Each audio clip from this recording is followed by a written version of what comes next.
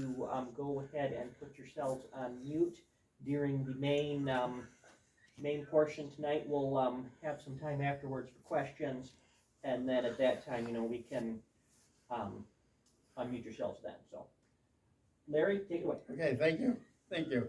First off, pardon me, I'm not standing up because I don't walk well. I'm 82 and I don't get around well. But I thank you all very much for coming out tonight. And this is a culmination of 62 to 65 years that I've been doing this.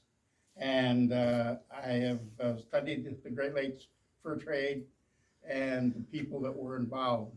And what I'd like to do now is tell you a little bit about the fur trade and the people that were involved.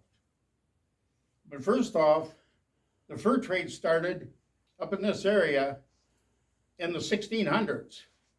A lot of people don't know that, but they were starting to trade for furs about the middle of the 1600s. There was Rue du Bois up country already trading with the Indians, and they were marking paths and finding villages and Indian tribes to trade with and everything.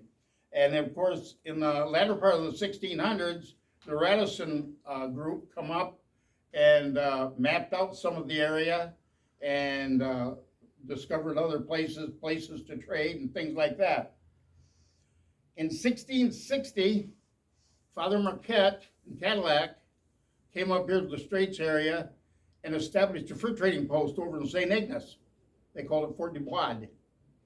And it went for about 30 years. Now, it didn't work well.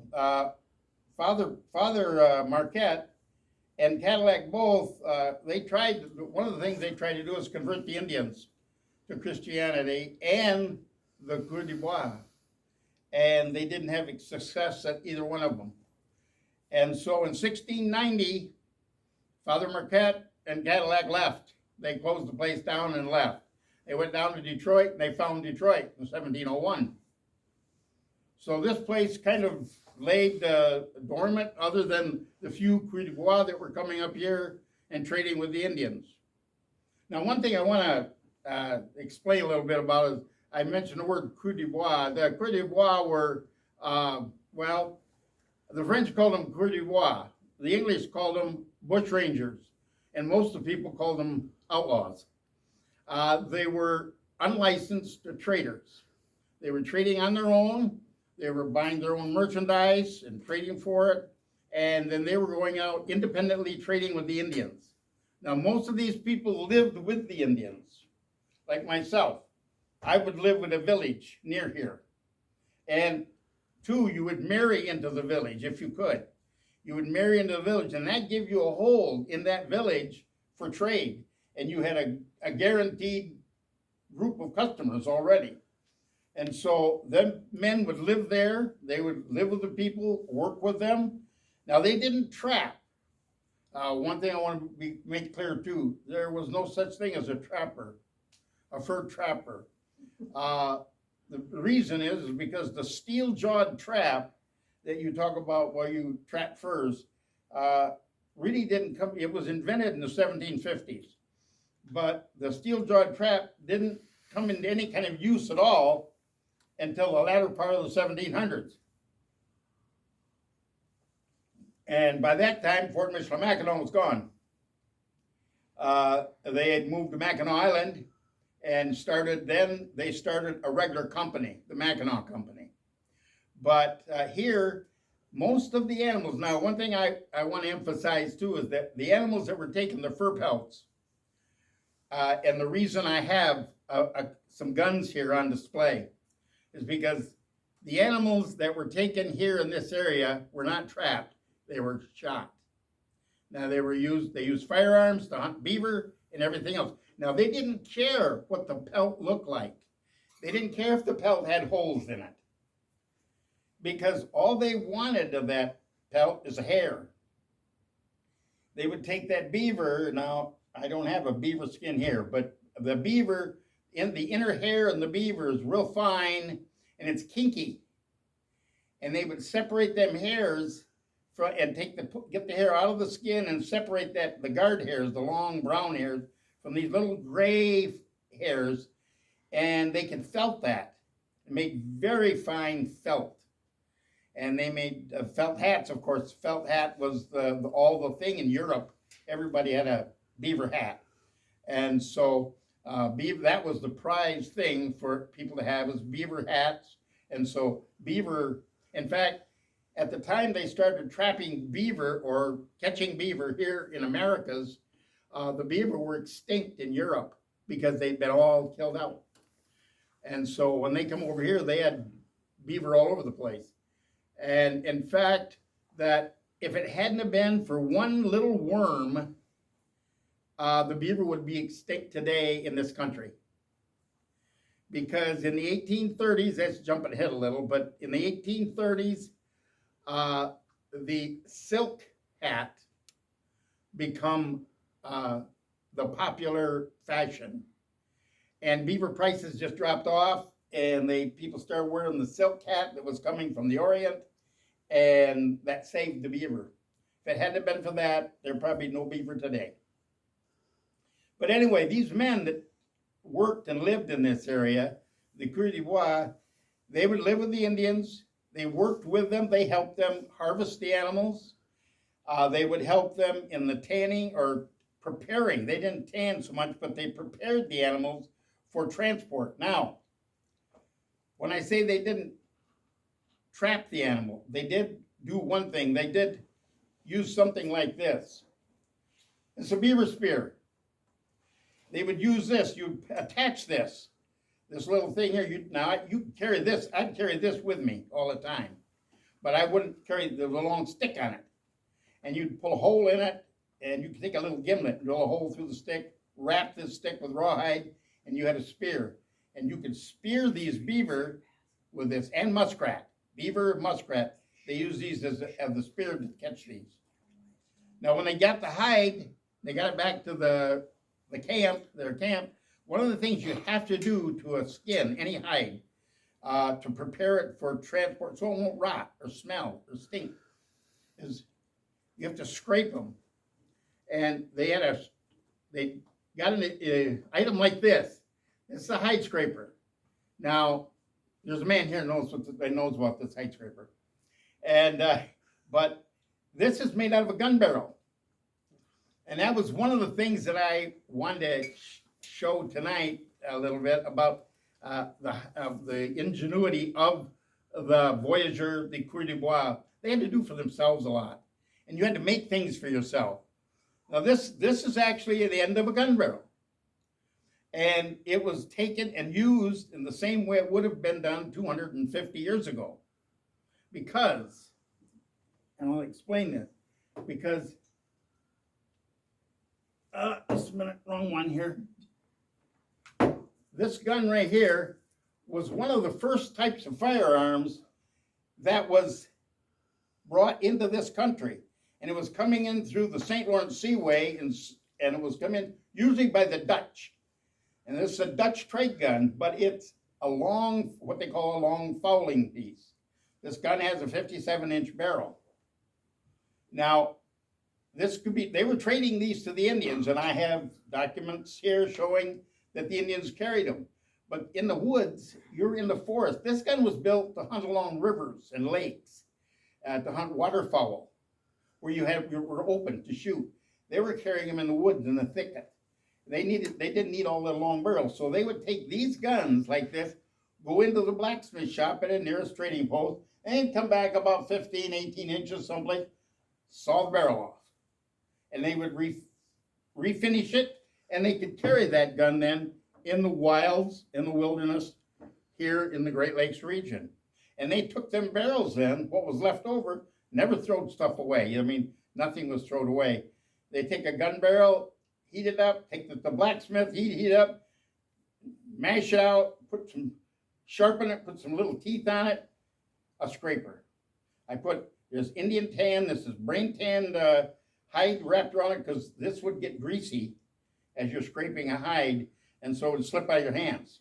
And usually there's a lanyard on them, in fact, so you wouldn't drop them. But this is a hide scraper that would be made out of a piece of gun barrel.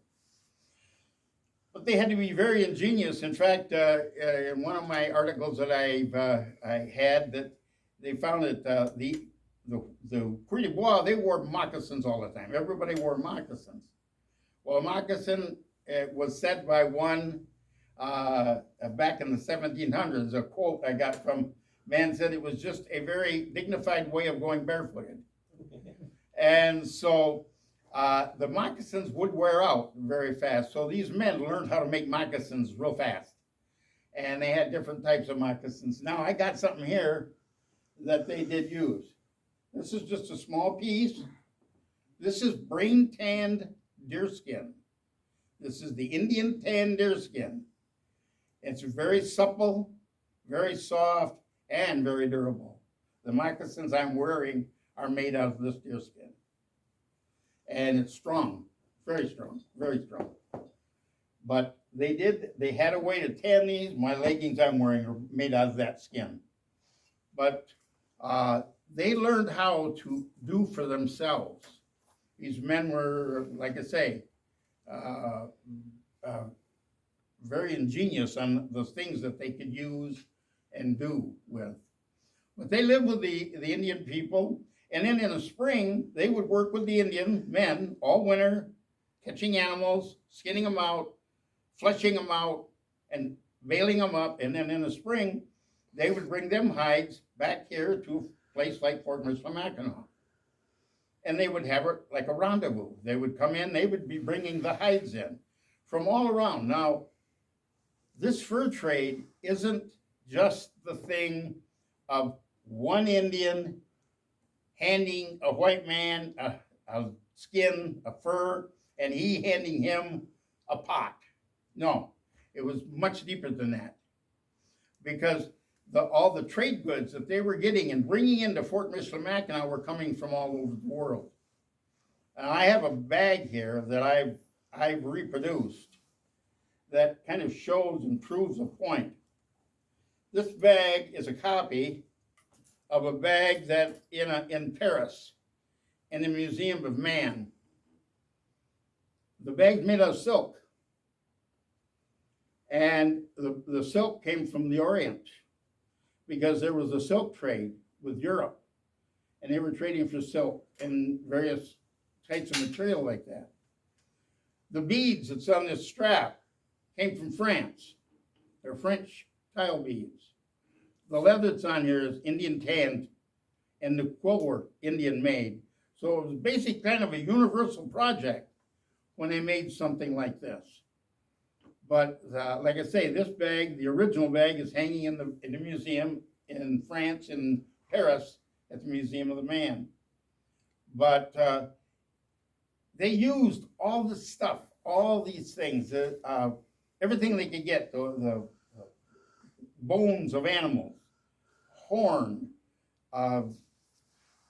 any kinds of materials, different kinds of woods and things like that to, live their lives. Now, in the wintertime, of course, they worked in the wintertime, they wore snowshoes. In fact, the Indians, the ones that invented snowshoes. The snowshoes that they had in Europe prior to the European coming over here were just flat boards. They were basically wide skis. But the Indians had devised this way of taking rawhide lacing and bending the bows of ash around a form and lacing them up and making a very light, easy to carry pair of snowshoes.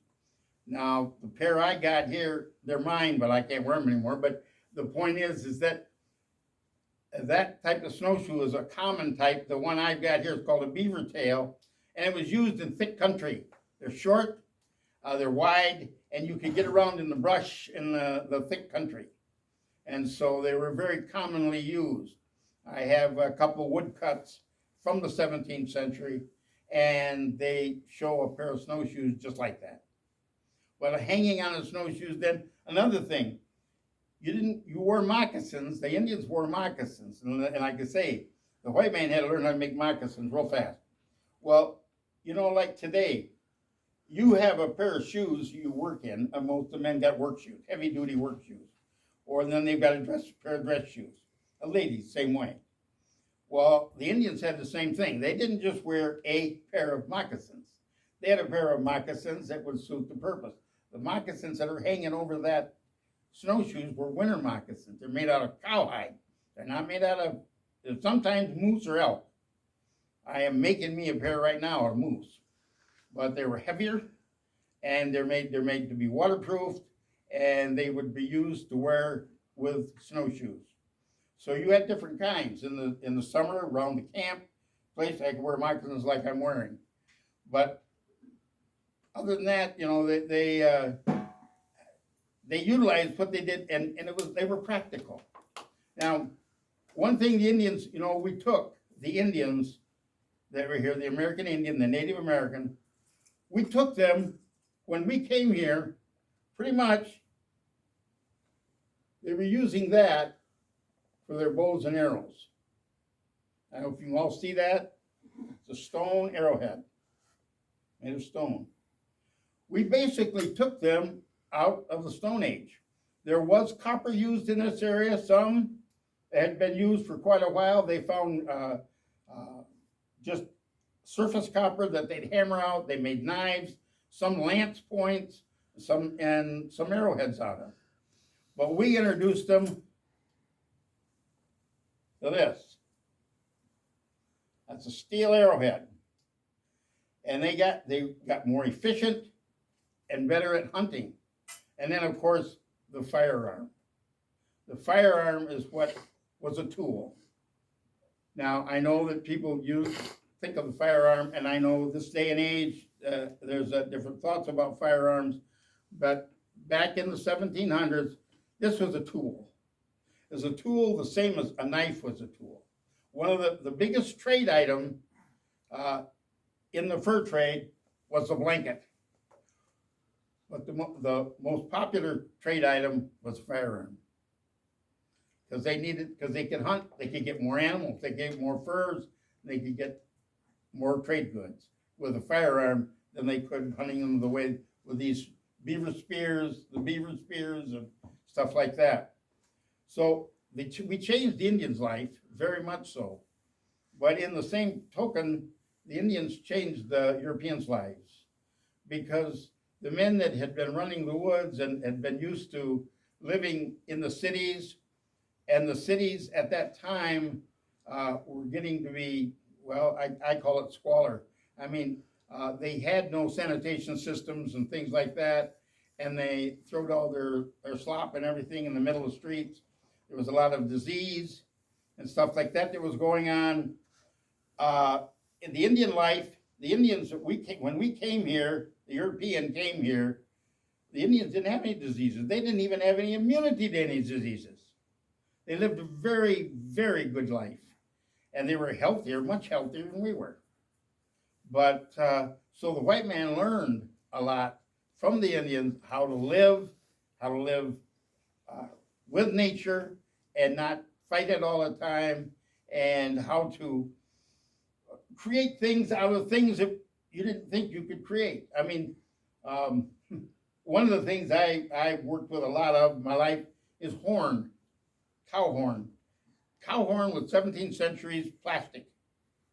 I mean, you can make anything out of cow horn you want to. Cow horn you can make combs. They made combs out of it. They made powder containers. I made my salt horn. And anything you needed that they use plastic for today, they can make out of horn. You can heat that, you can mold it, you can bend it, you can shape it even. And most people don't know that, but you can do that. But that kind of thing like they taught us how to do a lot of that and how to preserve the way of life. I mean, the Native American was here for about 2,000, 3,000 years before the white man ever got here. And when the white man got here, the European, every tree was still here that was here then. When they came, the waters weren't polluted, the sky air wasn't polluted, the trees weren't all cut down. I mean, it was, and well, look what we've done in 500 years. But they, like I say, one of the big their trade items, such as, well, there's another real popular trade item was the knife, the trade knife. This is a trade knife. This is a trade knife. It's a copy of an original type of trade knife. But they had these tools that were given to them or presented to them for the furs, and the Indians thought the white man was crazy because they says, we got furs, we've had furs all of our lives, we got skins and animal skins and stuff, and they'll take them and give us all this iron and things and metal things and stuff like that, and just for a bunch of furs. They didn't think that much of it, but they didn't understand what the white man then was doing with the furs and the fortunes they were making. And like I say, the fur trade went on for a long, long time. And it, like I say, covered the world. There was firearms coming from France, from England, from Holland. There was silk and cloth, fine cloth and things coming from the Far East, China, India. Copper kettles, pots, and things like that were coming from India. Leather, tanned leather, was being tanned in Northern Europe. They had big tanneries there because, the Indian tan, like this knife sheath's made out of, and some of this stuff, they couldn't tan enough leather to keep the leather like for the commercial shoes and belts and the utensils or things they needed for leather goods. And so they had tanneries tanning leather. In fact, John Atkin's ships that came into the fort here and brought trade goods, they many times would bring big rolls, and and on the trade list it marked them as by the pound, so many pounds of tanned leather, and it was already tanned, that they could use to make certain items that they needed for their own use right here at the area. So tanned leather was a big thing. All this stuff, and these stuff like this, things that were all quill work and stuff like that. A lot of that stuff went back to Europe. It's in fine museums now. It's in great museums. But another thing that was traded here, not just the practical items that I've shown, but the Indians liked baubles, trinkets, things like that. There's a little piece that I've got that not too many people have. This is a locket. And if you look at it, you can probably guess what it is. It's a spoon. This is a spoon. I'll open it if I can open it. Come on, it'll open. Well, I can't get it open. There. See, it's a spoon. This is a spoon. This was made out of a silver spoon. The front of the locket is the handle of the spoon, showing the handle parts, the bowl, and it's a locket. This locket here was given to the traders, and in fact, the traders, a lot of them, they would give these to their wives. And then their wives would take these spoon lockets and they would fill them with sweetgrass and herbs and things like that and give them back to their husbands to carry with them when they were traveling and things like that. There's trade items. Now, many people are familiar with the little ball and cone earrings. They little silver pieces. There's little silver ornaments and things like that. A lot of silver ornaments were traded to the Indians. And plus, of course, and obviously, the beads. Many beads. I've got a dish here of beads, of different kinds of beads. But this stuff was all traded to the Indians too. And the Indians were trading for a lot of things that you would be very surprised at. They traded for combs. They traded for white man clothes. The Indian women, especially around the fort, and that lived within the visitation of the fort and were there coming and going lots of times. They wanted to wear the dresses and clothing like the European ladies. But they would take them and they would take them dresses but they would alter them a little bit to suit their native look. They put ribbon on them. They would put little silver brooches or tinkle cones or things like that and put them on their dresses to make them more personal. But there was many things like that. The axes were traded to the Indian. This axe right here was made in the forge at the fort, and it's a forge welded axe like they were. This was a trade axe. This one here was made right here at Fort Mackinaw, and many years ago. But there was a business. What I'm trying to say is that there was a thriving business here in this part of the country. The fur trade, it was the center of the fur trade here in the mid-1700s. The traders, the furs, and the Indians and Cru de Bois and voyageurs were bringing in trade goods and furs from all over. There was trader Peter Pond come clear up from northern Minnesota. The Sioux Indians were coming in from the Dakotas, clear across Wisconsin, Minnesota, and coming into Lake Michigan and here to the fort to trade. They were coming up from the Mississippi, down by the Missouri River, where the Missouri and the Mississippi meet. There was Indian. There was the Sac, the Fox, the Potawatomi, the Menominee, the Ottawa, the Chippewa, the Huron, and even the Northern Cree. And it was all Algonquin nations, but they were coming from all over here to Michilimackinac to trade. In the summertime, in this area right here, now the fort there was a few people that lived here all the time. But in the summertime, I have been told by historians and the archaeologists that there was probably anywhere from 15 to 1,700 people here at any one given time in the summertime.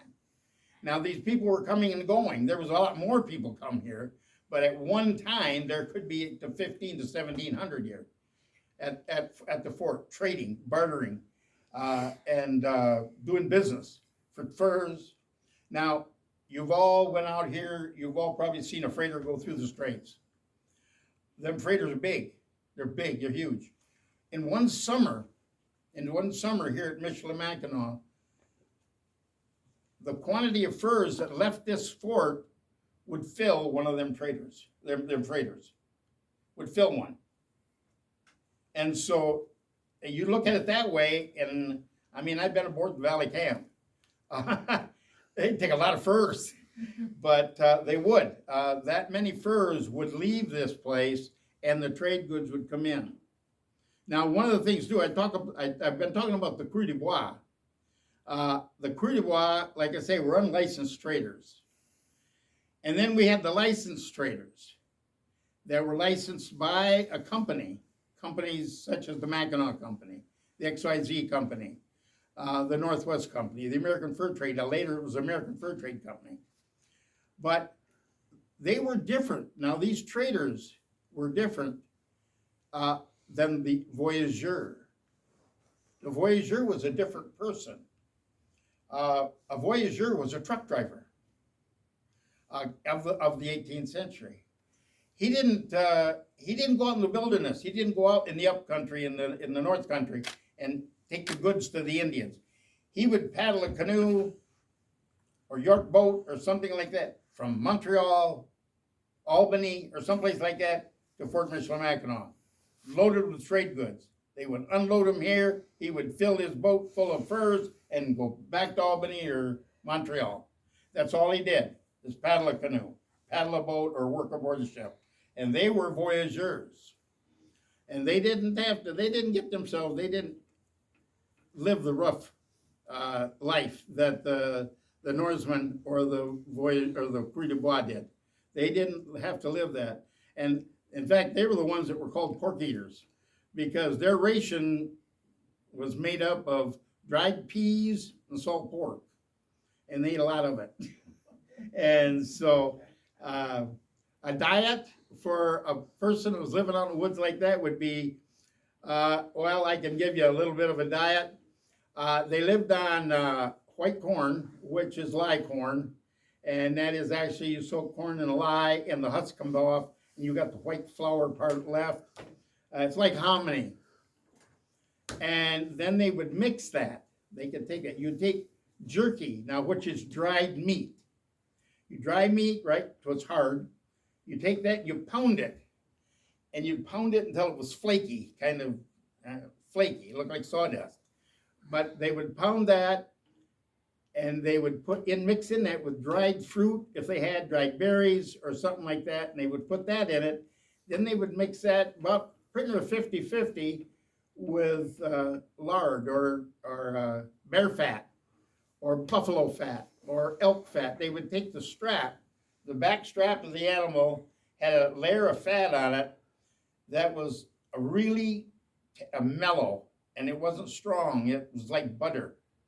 They would use that fat and mix it about 50-50 with that concoction of dried meat and berries, and then they would take this hominy or dried corn and they would mix it into that, and they would make a cake out of it, like kind of just like a big donut or a big I don't know, big cookie like, and they would fry it, and that's what they lived on. Honest to goodness, that's what they lived on most of the time. They had some wild game, they had a little wild game, because each canoe that traveled the rivers and streams was assigned one gun. And you know, if they were lucky, they could use it to hunt with and get some duck, goose, something like that to supplement their good food that they had. But in fact, that's a point too to bring up, that each canoe was only assigned one gun. Now, if you were fortunate, you'd be hauling guns. You might be transporting a couple of cases of guns. And in fact, if you were, they were all loaded. They have found this out in some archaeology digs. Well, they weren't digs, they were underwater. A place up in Minnesota where there was a rapids at one time, and they had overturned many canoes up there, and they had lost a lot of trade goods. Well, the rapids is gone now, and they started doing underwater archaeology there, and they have found many guns there that are underwater, and every one they found was loaded, every one. And so they'd load the guns if they needed. Now, the only reason you needed a gun aboard the canoe would be, well, there was a couple more reasons, really. You needed it to hunt with. You wanted to hunt if you had to hunt, and get some food, extra food. But you did need it for river pirates or pirates themselves. Pirates weren't just on the Caribbean. They had pirates here too. And I mean, wherever you go, where somebody's trying to make a profit, somebody's there to steal it. And it was the same way with the fur trade. And so they needed to protect themselves. And then they needed it, of course, from sometimes the renegade Indians. Now, one point I'll bring up, that the voyageur couldn't take much of any kind of personal items. They couldn't in the canoe. They had room. They would take their little, where is it? Right here. They had a knapsack. This is a knapsack. What they could put in this sack right here, this sack got an opening in it, got compartments in it. You put that, and this blanket rolled up and hooks into that. You carry that kitty wampus over your shoulder, and everything you had, your name was in this. And mine happens to be made out of leather, but they were usually made out of canvas. But they couldn't carry anything personal, but they wanted to protect themselves. So one of the things that they did carry, one of these. This is called a Voyager pistol. Now, I know that everybody knows them as a Derringer, as a little gun. Well, it was a little gun. But they would carry, these were well known as Voyager pistols. And they carried these things, and they would, in their capotes, and I've seen some of the remnants of old capotes right here. Inside the coat, they would sew a pocket in their coat. This gun, loaded, would be right there in that pocket. I mean, it was something. You could at least protect yourself a little bit. So each man would carry one of them to protect himself with. That was all they could carry. They had their bedroll, their blanket, and personal, their salt horn, their eating bowl, spoon, and that was about it. And their meals were kind of unusual too when they were traveling the water. A job of a voyager, he'd get up in the morning, sleeping along the shoreline someplace, and the first thing they'd do is they'd have the cook, or who was cooking, would be cooking a big pot of peas, split peas, and salt pork or something up, and they would cook it until it got stiff. Well, the voyagers, meanwhile, were loading the canoes, getting the canoes ready to go. When the canoes were loaded, they'd each take their bowl, their little bowl, their spoon, and they'd go get a bowl full of whatever was in the pot. They would take this, and they wouldn't eat it then. They would take it with them, put it in the canoe, and then they'd get in the canoe and they'd take off. And then they would travel for about an hour, and after an hour, they would stop someplace and stop and eat their breakfast. Now, every hour, they timed themselves by their trip by pipes. I mean, when they traveled, most of these voyagers smoked. I know today smoking is not that great for you, but they all carry a little pipe like this. This happens to be mine. I don't smoke, but I got a pipe. It's made out of stone. That's stone. That's made out of a black pipe stone, and it's a little pipe that they take. And each hour, they would stop their canoes, take a break, and have a pipe. And so they would kind of count their time with their pipes. But that breakfast they would have then, in that first hour. Then they would paddle the rest of the day. And then just before dark, they would go ashore, unload the canoes, first off. Unload the canoes, pull the canoes up on shore, turn them over, and repair them. And there were birch bark canoes, and undoubtedly they needed repair every time they pulled them ashore, because the birch bark is very tender, and it breaks easy, it tears easy, so they have to patch up the canoes. They'd unload the goods while they were cook was heating up the food, and then they would set and they would have their food at supper, and turn in, have their and then the same thing would happen. Turn right around the next day. They only ate 2 meals a day. I think undoubtedly, probably some of them probably had some jerky or something stuffed away somewhere where they could chew on something while they were in the canoe. But most assuredly that they got 2 good meals a day. And this is what these men did. They paddled 10 hours a day, 7 days a week, and then they had to portage every once in a while. Now, if you took the run from here to Montreal and you had to go over the top, in other words, over the top was going over here to Thunder Bay, and you got to go up the French River and the Ottawa River, and you'd wind up over in Montreal. But there's some portages you had to take. You'd have to stop your canoe wherever you had to portage, unload the canoe. Then you'd pick up so many bales, so many carries, that you assigned about 90 pounds of goods that you had to carry. You'd carry that, and now the portage was long. Like the portage at Grand Portage is 9 miles long. You would only carry that stuff maybe a mile. You'd put it down, then you'd go back and get some more. And you'd come back until you got all of it transported that mile. Then you'd pick it up and go another mile and put it down and keep going. And so a portage sometimes lasted 3 days.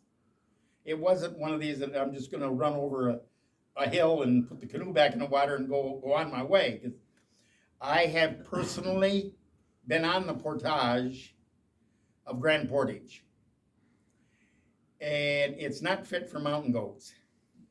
I have walked up on the portage, and I honestly, in this day and age, I don't know how they did it. The men were much better men than I, because the portage is, where you have to climb up rocks right straight up, and all you got's a place to step that's just big enough for your foot to catch hold of, and you got a 90-pound back on 90-pound bale of goods or something on your back when you're doing it. And they were carrying all their goods across there. And I didn't go very far on the portage. I went a ways because I wanted to just say I did it, but it was a hard life. One of the biggest problems with the voyageur was hernias. They had a great problem with hernias. That's what killed more voyageurs than anything else, was the hernia, because of the weight and the stuff that they were lifting. Now the Creux du Bois or the bush ranger, they just got goods. They would always be in a brigade, and they were only picking up stuff at the fort, picking up their goods, bringing their furs in, and then leaving. And they'd always have a brigade with them. And that might be 6, 10 canoes with people in them. And they had people to carry and take, and they were going probably, more than likely, back to their own village or their home, wherever it was, like Peter Pan. Like I say, he had a trading post clear up in northern Minnesota. And he'd always come down here in the summer. He had a place in the fort because he'd come down and spend some time here at the fort, and he'd bring a whole brigade down, and they would bring all their furs down here to Fort Mackinaw and then load them up with trade goods, and when they got ready to go, and head back toward Minnesota.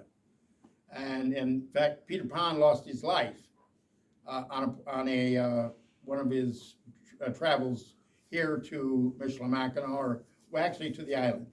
By that time, this fort was gone. The island was in business. He was coming to the island, and he canoe turned over and he drowned. And that's a surprising thing too, because most of the voyageurs and Creux du Bois couldn't swim. People never learned how to swim. Of course, they didn't bathe much either. So, I mean, they were a little bit shy of water, I think. But these people, that was what happened to Peter Pan. But these people were hauling his goods from the fort out to the Indians. Well, they had a hard life. They had a hard life also. But the voyageur had as hard a life, but in a different way. They didn't have to worry about hunting or bartering with the Indians or anything. They had a given, and they didn't get money for this either, by the way. There was no money exchange here or any place else. When I'd make a run, if I was a voyageur, if I made a run here to back to the fort from Montreal, and we'd have our trade goods. We'd load in, we'd offload here, we'd load up with furs and go back to Montreal. When you got back to the company store, they would give you a script. And the script was worth so much at the company store. You could buy, and that would get you some new clothes, would get you a new gun if you needed it, or ammunition, anything you might need, some pots, kettles, and stuff like that. But some of the voyageurs were even married, and they could support their family. They would support their family. But there was no real money exchanged at what they were doing. It was goods for services. And I know here at the fort, they find very, very few coins of any kind, because there was just no money here. But it was a life that the average age of a voyageur was probably 19, 20 years old. It was not an old man's type of job. I know that today, a lot of us, like myself included, I would say that I spent, like I said, 65 years doing this. And it was just but a few years ago that I really realized that I wasn't a voyageur anymore. I wasn't a Creux du Bois. And, because these men were young, they were strong, and they knew what they were doing, and they knew how to do it. But all the things and some of the things, one of the nice things that they traded for too, but I didn't show you this is some cloth. This is actual This is actual cloth from the 17th century, 18th century. This is cloth from the 18th century. This is calico. This is a calico cloth. It's cotton. It's got red, I don't know what they are. They're little, just little designs and figurines on it. This is the type of cloth that they would make their shirts out of. They didn't all wear white shirts. I'm wearing a cotton striped shirt, but this is calico material they used. Their leggings. They didn't all wear leather leggings either. This is Pendleton cloth. And leggings were made out of this. This is very lightweight wool, Stroud. It's a Stroud wool. You probably, if you've done any research on this and all, this is called Stroud. And it's got a selvage. It's a colored striped selvage. You make a pair of leggings. I make nice leggings. You can make a pair of leggings and you leave the finished edge on the bottom. And it makes a very good skirt for the ladies, things like that. So cloth was very, very popular, very common to trade, so that they had, so the Indians too, they benefited like the white man with the furs, but the Indians benefited, they got cloth, they got the metal, they got china. There was a lot of dishes and pottery and various things like that that the Indians got, that they traded for the metal pots, cooking pots and stuff. This pot has been around the world twice, I think. Now this is my Voyager pot that I have carried on camp out after camp out from the 60s, even from the 60s. But there's something neat about this pot. I take the cover off, I reach down inside, I got a coffee pot. So this has been with me for many years, but I cooked a lot of meals in this pot. And if I might tell you a little story, this is humorous. This is personal experiences. I was sitting around the campfire one night. We was at a rendezvous. I was in the wilderness. We were living off the land. I was cooking stew. The firelight was pretty. It was bright. And, summer night, it was nice. And the light flickering drew some of the, moths and they started flying around the firelight. And a big brown moth started flying around the firelight. And all of a sudden, he got overcome by the heat from the fire and right in the pot. And one of the guys come along and says, look what happened to you. You got a moth in your pot. And I took my spoon I was stirring with, and I went, plop. I said, what moth? And we ate that pot of stew. We don't know who got the moth, but somebody got the treat of the moth. But things like that. We did personal experiences that I have in hunting and things like that. As a Coeur d'Ivoire, I see the Coeur d'Ivoire, one of the things they did is they hired out at forts when they weren't out trading. They'd hire on at forts to get extra goods as hunters. And each fort had a hunter. Now you think over here at this fort, you had a population over here, I don't know how many people actually, everybody says different things, but how many people actually were year-round residents at the fort? But the people that were at the fort, you take John Askins, Charles Langlade, Alexander Henry, Ezekiel Solomon, Levy, all these people that lived there, they were traders, they were clerks and traders. And who was going to provide their food for them? They had the dried food and stuff like that, but meat, for instance. Nobody went out and went hunting. Nobody had time. They were busy with their business. So they would hire people. And it was usually Coeur d'Ivoire, they would go out and hunt for the fort. Now, I've got this in documents here too, of the hunters being hired. They would go out and they would hunt, and they would go out maybe 2-3 days. They'd come back with ducks, geese, deer, and whatever manner of animals that they would bring into the fort for the stores so that they had fresh meat. And so the hunters were very, very important there too, of getting the food for the fort. And that was another thing that the firearm brought in. but that brought was because they were able to hunt this meat and take these animals that they could get. I mean, and beaver was very much high on the diet.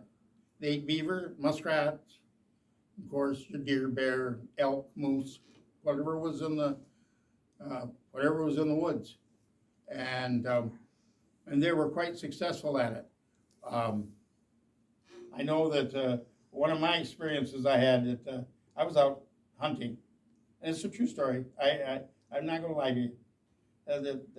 I'm not making any stories up. I was walking in the woods, and unfortunately I was alone. I didn't have a gun. I didn't have a gun with me. I wasn't alone. I had a partner with me. He was about 10 foot behind me. But I was out there without a gun. I say alone, and when I'm alone, I don't have a gun. But generally, when I walk in the woods, I carry a gun. But all I had was my knife, and I carried my knife. And what I was looking for. I was going out to a blueberry patch. This was in 1st of September, and I was going out to a blueberry patch to get some blueberries. And I knew where it was at. And I was walking this game trail along a creek. The creek is called the Bursaw Creek. And lo and behold, I took a couple steps, and a black bear stepped right in front of me. Right in front of me. I almost fell over him. Well, the bear and I looked at each other. The bear stood up, raised his paws up, dropped his head, and by that time I had my hand on my knife. I had my knife pulled, and I laid my hand like that because I figured if there's a fight coming, I'm going to get the first lick in, and I'm going to shove this knife in, handle and all. And I pulled my arm back, and the bear just come up with his paws, and he had second thoughts, and he just kept right on going over, hit the ground, and about 3 leaps, and he was gone. And it all happened in about a split second. And my friend come up behind me, and he was about 10 paces behind me. By that time, he got to me, he grabbed me by the shoulder, he spun me around, he said, "What were you going to do?" I said, "I don't know, but I was going to get the first lick in." But I have confronted a bear. And I've touched 2 wild deer. So I've been able to, I lived the life. What I'm saying is that I've lived the life that I talk about. I've been able to experience it, live it, and do things in the woods and live in the woods that most people have never. They talk about it, they've studied about it, and they've read about it, and everything else, but they've never been able to do it. And I've had a chance to do it. And I praise God for it because I've had a chance to do it. And I've been in places now, in fact, that where I've been, there's places, they're not there no more. The places are gone because of, modern time. And, just changing things. But the places are all gone. But I've walked the woods, I've walked with the animals, and that's what I call it. When I'm out in the woods, I walk with the animals. But and I've slept under a tree, and the ground was my bed, the sky was my ceiling, and I laid there. One night I was sleeping under a tree, and you know how you get that feeling in your head that something's looking at you, something's watching you? And I'm laying on my side.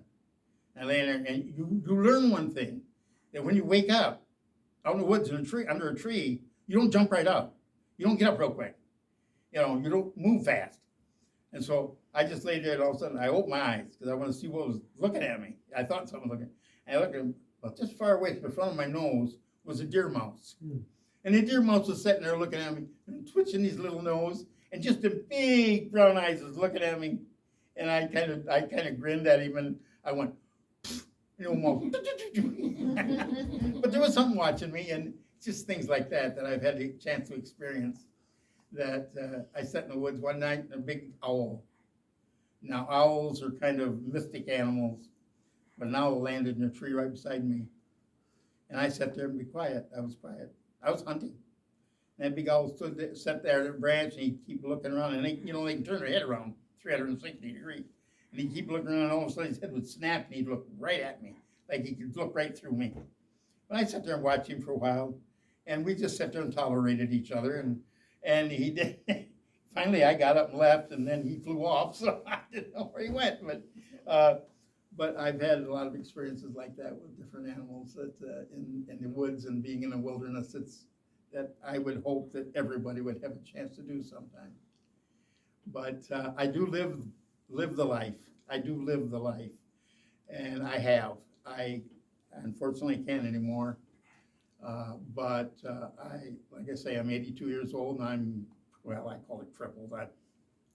I'm not trying to make, anything bad about it, but I just call it I'm crippled. I can't walk very well. I can, but not very well. I've had it great. I've had it great. I wouldn't have had it any different. But that's about my story. I got my 55 minutes in, and that's about the length of my story. And one thing I would like to do is, first off, any questions? I'm happy to answer anything you can. Yes? The Voyagers, I mean, how long did a period of time did they do this? Like, The Voyagers traveled, see, the true Voyager company, the company men, they call them company men, they started out in, right after the English took over the territory. You see, that this territory that we're in here was French. It was New France, all the Great Lakes region up to St. Lawrence. Well, when the French and Indian War was over, the French and Indian War got over, of course, England won that war. They won it, and because of that, they got the spoils. And the spoils was all of New France. Well, England was very, very staunch about and hepped on making the fur trade a true business. The French were here just, they were kind of romanticizing it, but the English, they was going to make a true business. I mean, you've all heard of John Jacob Astor. He made a fortune in the fur business. And the Stewart House, and over in the island, that's where he started his fur business. But these people, the Voyagers worked up from right after the Revolution clear up. The last great rendezvous that took place were in the 1830s. So you have from the close of the Revolutionary War until the 1830s. 1836 was probably one of the last great rendezvous. And that happened out in Jackson Hole, Wyoming. This is where the fur business had moved west. It kept moving west. Now the center of all fur trade was here at Mackinaw in the 1700s. But by the 1800s, going into the 1800s, the fur trading had started moving westward. And so they changed the center of the fur trade from Mackinaw to Fort Williams up in Canada and Grand Portage. So it kept moving west. And then, has anybody ever thought about the fact, that you look at a map of the United States, this is how important it was and how it changed our whole lives. And if you look from Minnesota, there's a line, goes clear out to Washington, Oregon. Nice straight line. You know who made that line? Fur trade. Hudson's Bay Company on the north, the American Fur Trade Company on the south. And they established that line all the way out there.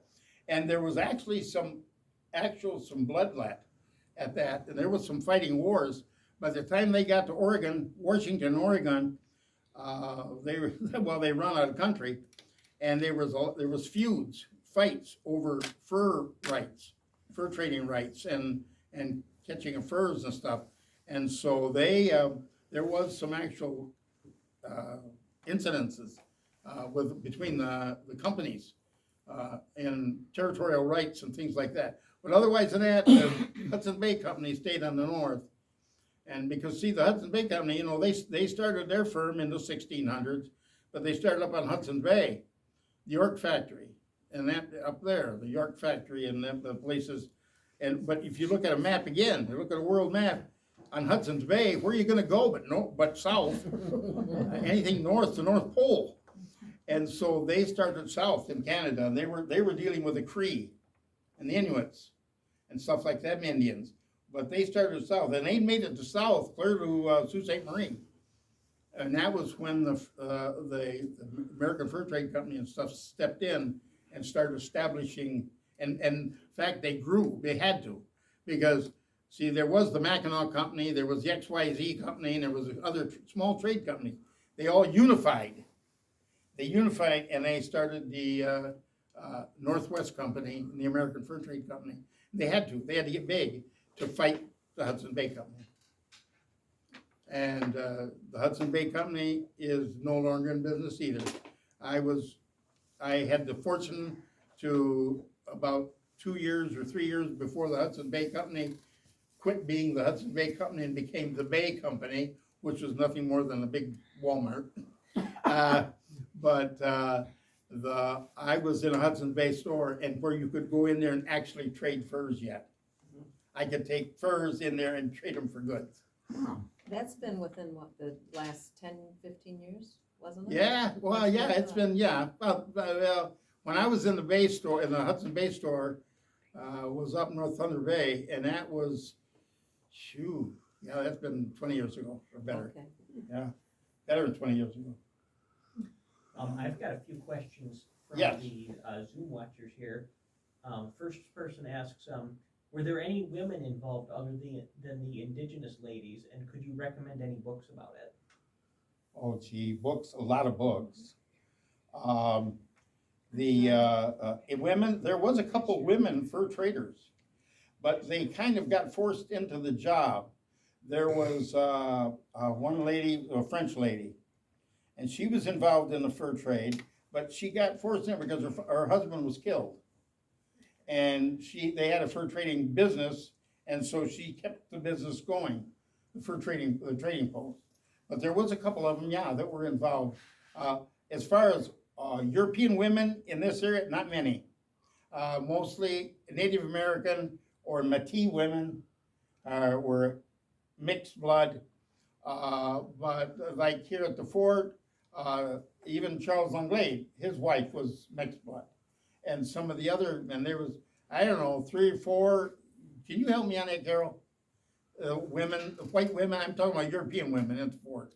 There wasn't very many. They weren't part of the fur trade. No, there wasn't very many. I never got into the women's role that much. And so, but there wasn't very many European women here. It was of mixed blood or full Indian. We also have someone who asks, when was the last year of fur trading at the Mackinaw area? And Well, was fur trading the largest industry in the area? Yes. Yes, I can answer that. Yes, easy. Was the largest industry. Is there But like the fur trade at Mackinaw was in 1780. That ended because they moved to Mackinaw Island. But the English in 1780 moved Fort Michilimackinac to Mackinaw Island because that was just at the close of the American Revolution. The English were afraid that the Americans, they were getting into the Wilderness War, the Revolution was still going on, and they were afraid that they might some way come up here and could take, Michilimackinac, it sits on the beach. They could have taken it with a rowboat. I mean, it wasn't a military post. It wasn't at all. The English wanted a military fort. So they decided to move the fort to Mackinaw Island. They moved the fort. In fact, they moved most of the people that were here yet were French. And they wanted the French to go over there as their labor force because they didn't have enough English here for a labor force. So they moved to church, and that's how they drew the people over there, was to move St. Anne's Church. Well, they got over there, and they built the fort up on the hill, as you see it today. That fort was built there. Then it was made a full-fledged military fort.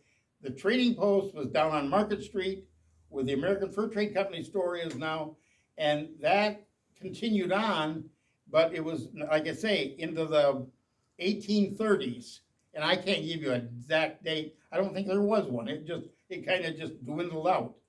But the fur trade, and they changed the industry then from the fur trade to fishing industry, because they could get the whitefish and they were barreling them up, salting them, and sending them east. And then the fishing industry dwindled, and then tourism started. And a man built a great big hotel over there, and now there's people all over the place. We've also got a couple questions about, we were talking about hernias before now. Someone asks, if you're on a portage and you get a hernia, what happens then? And then we have another person who asks what the Corps du Bois do in retirement if they survive their hernias. Okay, retirement, I can tell you. That's easy. The hernia, you died. I mean, there was not much they could do with a hernia. I mean, you could wear a belt. They did wear a girdle, what they called a girdle, a leather girdle that they could wear and survive for some time. But they had no surgery for a hernia then. But when you were a voyageur or Prix du Bois, you retired, you could join them right there. If people want to look at this, I'll take it off and it's set here. It's got my name on it. This is solid silver, and it's the Beaver Club. They organized in the East, they organized a club or an organization called the Beaver Club. And it was for retired voyageurs or Prix du Bois, fur traders. And they could go there in their later years and live the life of a retired person. It was like a gentleman's club, kind of. And you could live the life and you'd receive this, I belong to the Beaver Club. And how many years did they work before they get to the retirement? Well, usually a man that was really kept into the fur trade business as a voyageur or he only worked till he was maybe 30. That's what I was But wondering. then if he would gain up in the business where he'd become a clerk or something like that, where he was working, other than hauling bales on his back and running across slippery rocks. And so he could last a while. He could last until, you can consider that in that period of time, the average age of a man was only 48. So that was your average age. So, but they could join that Beaver Club, and they took care of them. And I got a silver medallion with a big beaver on it and got my name on it. Anything else?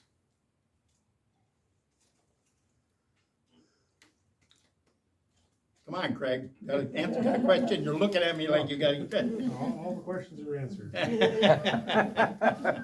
Grant. What? Got a question? Yeah. Just like you, live the life. There you go. Is there any other questions?